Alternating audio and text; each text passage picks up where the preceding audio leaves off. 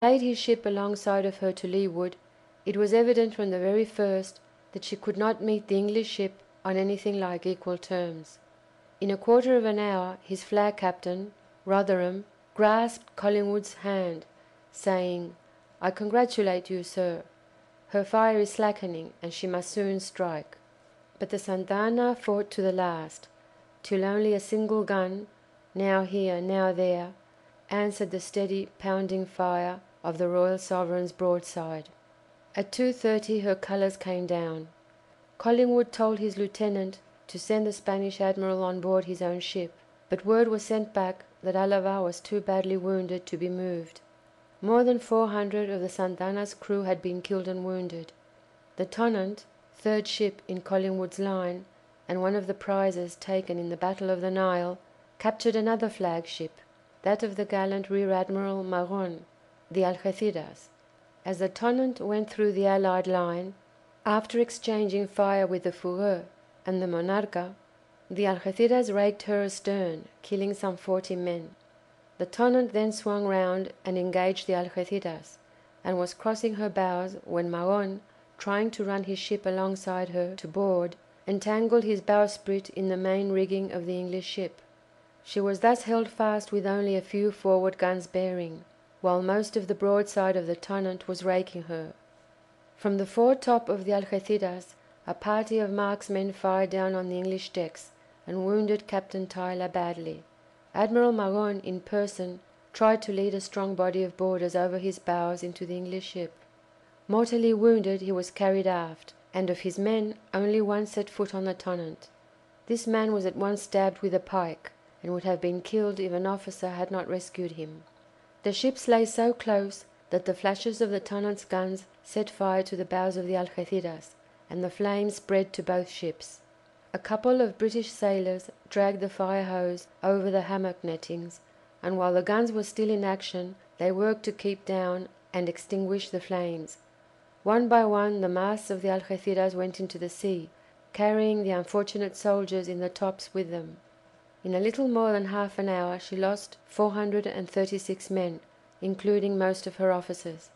Her position was hopeless, and at last she struck her colours. The prize crew that boarded her found Magon lying dead on the deck, with his captain badly wounded beside him. The Bellerophon, famous for her fight at the Nile, adding to her record of hard fighting today, and destined to be the ship that was to receive the conqueror of Europe as a prisoner, followed the Tonnant into action, and found herself engaged with the Spanish Monarca on one side and the French Aigle on the other. She came in collision with the Aigle, and their yards locked together. The Bellerophon's rigging was cut to pieces. 2 of her masts were carried away, and numbers of her crew were struck down, her captain being wounded early in the day.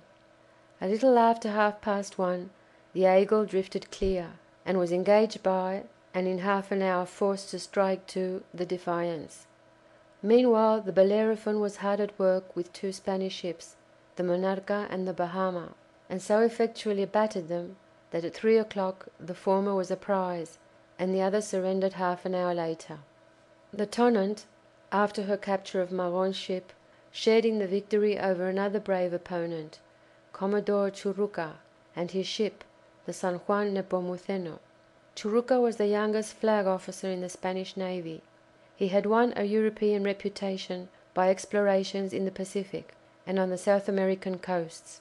Keen in his profession, recklessly courageous, deeply religious, he was an ideal hero of the Spanish Navy, in which he is still remembered as El Gran Churruca, the great Churruca who died like the Cid.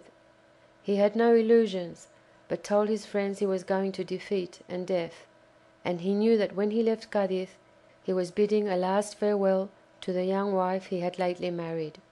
"The French admiral does not know his business," he said to his first lieutenant, as he watched the van division holding its course, while the 2 English lines rushed to the attack.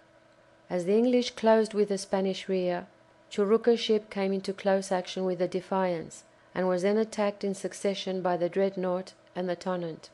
The San Juan fought till half her men were hors de combat, several guns dismounted, and 2 of the masts down. As long as Churruca lived, the unequal fight was maintained.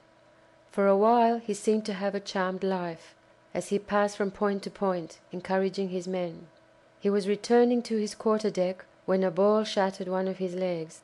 "It is nothing, keep on firing," he said, and at first he refused to leave the deck, lying on the planking, with a shattered limb roughly bandaged.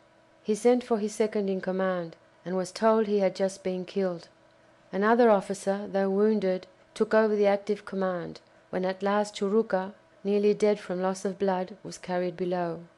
He gave a last message for his wife, sent a final order that the ship should be fought till she sank, and then said he must think only of God and the other world.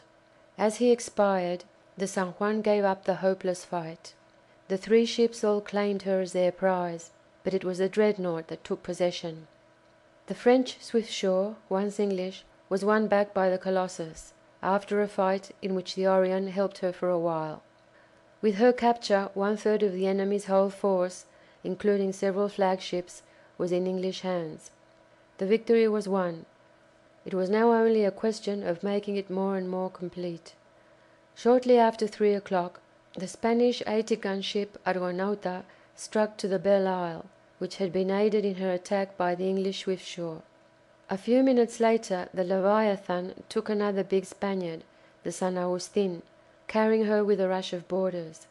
It was about 4 o'clock that, after an hour of hard fighting, the San Ildefonso hauled down her colours to the Defence. About this time the French Achille was seen to be ablaze, and ceased firing. In the earlier stages of the fight she had been engaged successively with the Polyphemus, Defiance, and Swiftsure. Her captain and several of her officers and nearly 400 men had been killed and wounded when she was brought to close action by the Prince. Her fore-rigging caught fire, and the masts coming down across the decks started a blaze in several places, and the men, driven from the upper deck by the English fire, had to abandon their attempts to save their ship. She was well alight when at last she struck her colours, and the Prince, aided by the little brig Pickle, set to work to save the survivors of her crew. She blew up after the battle. The Berwick was another ship taken before 4 o'clock, but I cannot trace the details of her capture. While the battle still raged fiercely, Admiral Dumanoir, in the Formidable, was steering away to the north-westward, followed by the Mont Blanc, Dugas, Truhan, and Scipion. But 2 ships of his division, the Neptuno and the Intrépide, had disregarded his orders, and turned back to join in the fight, working the ships' heads round by towing them with boats. The Intrépide led. Her captain, Infernet, was a rough Provençal sailor, who had fought his way from the forecastle to the quarter-deck. Indignant at Dumanoir's conduct, he had early in the battle given orders to steer for the thickest of it. "Le capo sous le Bucentaure!" "Head her for the Bucentaure!" he shouted in his native patois. He arrived too late to fight for victory, but he fought for the honour of his flag. After engaging several British ships, Infernet struck to the Orion. An officer of the Conqueror, which had taken part in the fight with the Intrépide, wrote, "Her captain surrendered after one of the most gallant defences I ever witnessed. His name was Infernet, and it deserves to be recorded by all who admire true heroism." The Intrépide was the last ship that struck her colours. The Spanish ship that had followed the Intrépide into action, the 80-gun Neptuno, had shortly before been forced to strike to the Minotaur and the Spartiate, another of the prizes of Aboukir Bay. Before these last 2 surrenders completed the long list of captured ships, Nelson had passed away. The story of his death in the cockpit of the Victory is too well known to need repetition. Before he died, the cheers of his crew and the messages brought to him had told him of capture after capture, and assured him that his triumph was complete. As the firing ceased, Collingwood took over the command of the fleet, and transferred his flag from his own shattered and dismasted ship, the Royal Sovereign, to Blackwood's smart frigate, the Euryalus. When the Intrépide struck, 17 ships of the Allied fleet had been taken. One, the Achille, was in a blaze, and soon to blow up. 4 were in flight, far away to the northwest. 11 were making for Cadiz. all bearing the marks of hard hitting during the fight.